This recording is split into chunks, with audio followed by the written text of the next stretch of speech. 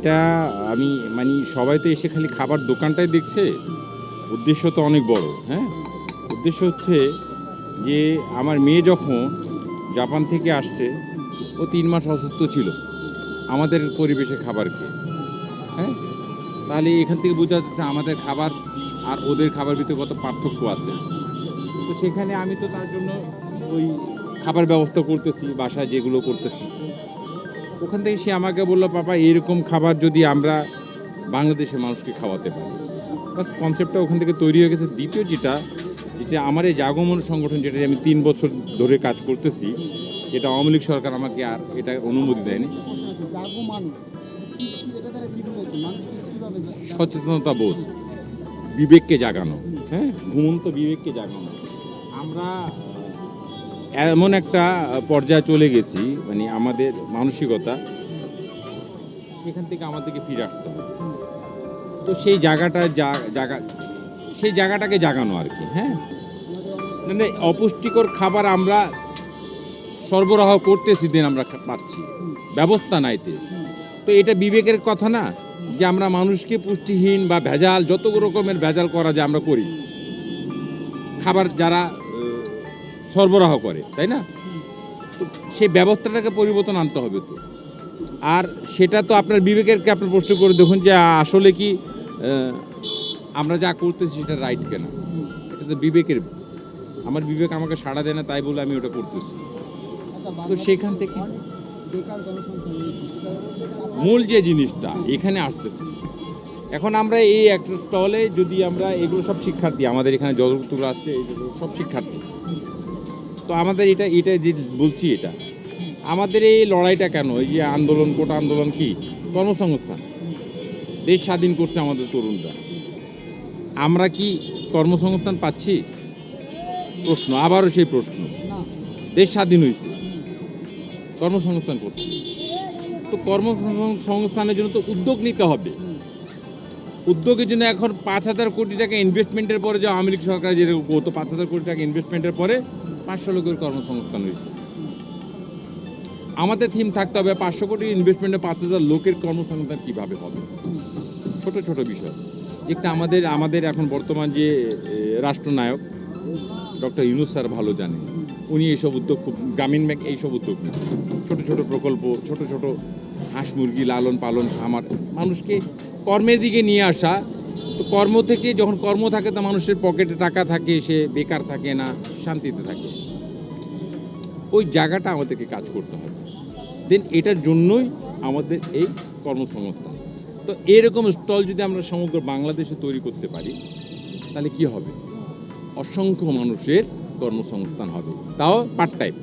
এটা উন্নত রাষ্ট্রের ভিতরে বাচ্চাদের জন্য পার্ট টাইম জবের ব্যবস্থা আছে, 4 ঘন্টা অন্তর জব করা যায়। আমাদের দেশে কোথায়? তোমরা স্টুডেন্ট যারা আছে, আমাদের স্টুডেন্ট যারা আছে, এরা কিভাবে এদেরকে, মানে এদের পকেট মানি, এদের বাবা তো সবসময় এদেরকে টাকা দিতে পারে না, সব বাবা তো আর এক শ্রেণীর না। তো ওরা কিভাবে ওদের আর্নিংটা করবে? দিন একটা কর্মসংস্থান পার্ট টাইম, সন্ধ্যা 6টা থেকে 10টা পর্যন্ত যদি ওদের একটা দোকানদারি, 6টা থেকে আমাদের প্রোগ্রাম, এটা না আমরা প্র্যাকটিস করা যায় 7টা থেকে 6টা থেকে, যদি আমরা তারা 4 ঘন্টা যদি কাজ করে, আড্ডা না মেরে, গল্প না করে, ফেসবুকে না থেকে, তাহলে একটা কর্মসংস্থান যদি সে 200 টাকা, 300 টাকা, 400 টাকা, 500 টাকা যদি পকেট নিয়ে যেতে পারে, তাহলে তার জন্য এটা অনেক হ্যাপিনেস। যে তার বই কিনতে পারে, তার নিজস্ব টুকটাক খরচগুলো বহন করতে পারে। আমরা খাবার তো আমাদের অজস্র মেনু আছে যেগুলো আমরা গবেষণা করে করে আনবো। এখন যেটা আনছি আমরা তিনটা মেনু দিয়ে আমরা শুরু করছি, চিকেন ডোসা, নর্মাল ডোসা আর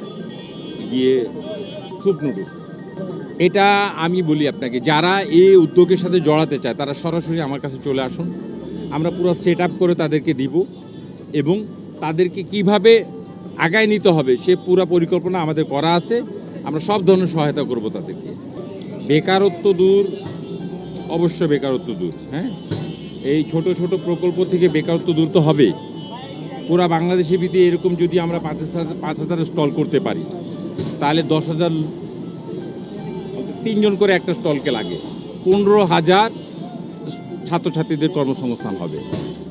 ইনভেস্টমেন্ট কত? মাত্র 60,000 টাকা। এটার পিছনে যারা তৈরি করতে, পিছনে তো লোক লাগে, এগুলো সব তৈরি করতে ওখানে 2জন। তার সরকারের দৃষ্টি আকর্ষণ করতেছি আমি, সরকারকে ভাবাবো। আমাদের এখানে বিক্রি 7,000, 8,000 টাকা, আমরা 3 ঘন্টায় বিক্রি করি। শহীদ ফারুক রোড, যাত্রাবাড়ি, বাটা শোরুমের নিচে। শহীদ ফারুক রোড, যাত্রাবাড়ি, বাটা শোরুমের নিচে।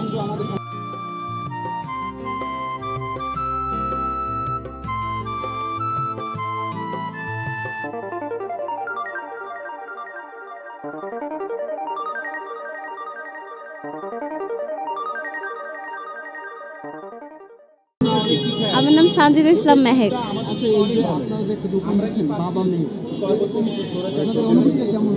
অনুভূতি খুবই ভালো। এখানে ডোসা পাওয়া যায়, চিকেন ডোসা, নর্মাল ডোসা আর স্যুপ নুডলস। খাবারের দাম নর্মাল ডোসা 30 টাকা, চিকেন ডোসা 50 টাকা। আমার নাম সারা ইসলাম রিপাক।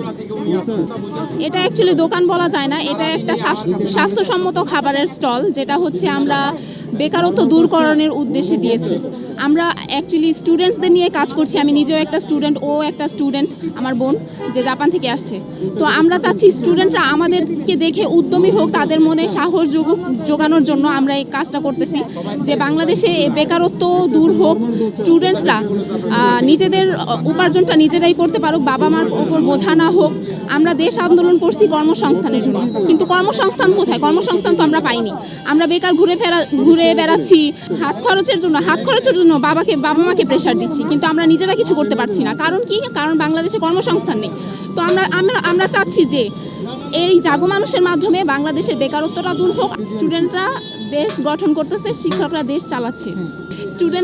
শিক্ষকদের উদ্দেশ্যে আমার কিছুই বলার নেই, কারণ আমি স্টুডেন্টস। শিক্ষকরা যেভাবে দেশ চালাচ্ছে তাদেরকে আমি সাধুবাদ জানাই।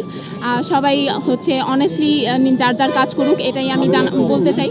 আর স্টুডেন্টদের উদ্দেশ্যে আমার বলার আছে যে আমাদের এখানে যে খাবারগুলো পাওয়া যায় টোটালি স্বাস্থ্যসম্মত, নিরাপদ। চিকেন ডোসা, নর্মাল ডোসা আর স্যুপ নুডলস। আমার বোন জাপানে যে খাবারটা খেত সেটা হচ্ছে স্যুপ নুডলস। স্যুপ নুডলসের স্যুপটা জাপানিজ প্রসেসে করা। ও ওইখানে যেটা খেত, যেসব সস জাপানে আর কি অ্যাড করা হতো এই স্যুপের সাথে, সেগুলো অ্যাড করে স্যুপটা বানানো। মেনু আমাদের আপাতত এই 3টাই আছে। আর নতুন, কারণ আমরা এটাই সামলাতে পারতেছি না, আরও নতুন মেনু আসবে ইনশাল্লাহ। অনেকে ওয়েট করতেছে। আর দর্শকদের উদ্দেশ্যে বলতে চাই যে আপনারা সবাই আসবেন, আমাদের খাবারগুলো ট্রাই করবেন।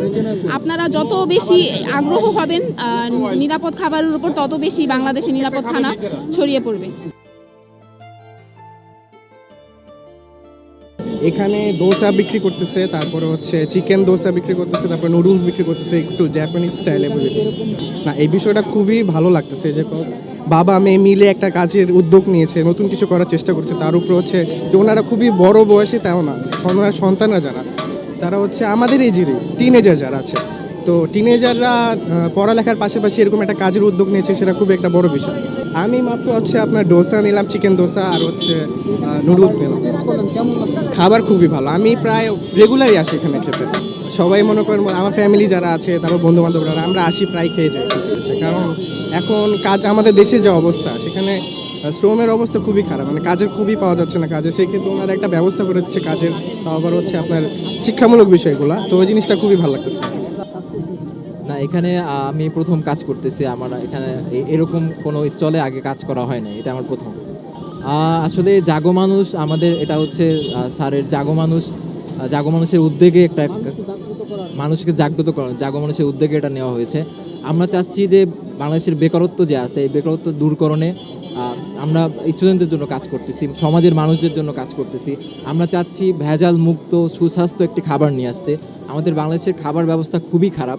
আপনি যদি খেয়াল করেন রাস্তায় দেখবেন অনেক ধরনের ফাস্টফুড পাওয়া যায় যেগুলো পচা তেলে ভাজা হয়, তারপর আপনার অনেক ধরনের বাজে ইনগ্রিডিয়েন্টস ব্যবহার করা হয়। আমাদের এখানে আপনি সব হচ্ছে যে স্বাস্থ্যসম্মত খাবার পাবেন। হয়তো অনেকে অনেক কথা না এখনো হয়নি, বাট অনেকে অনেক কিছু ভাবতে পারে, বাট আমরা এসব অত কিছু আমরা ফোকাস করতেছি না।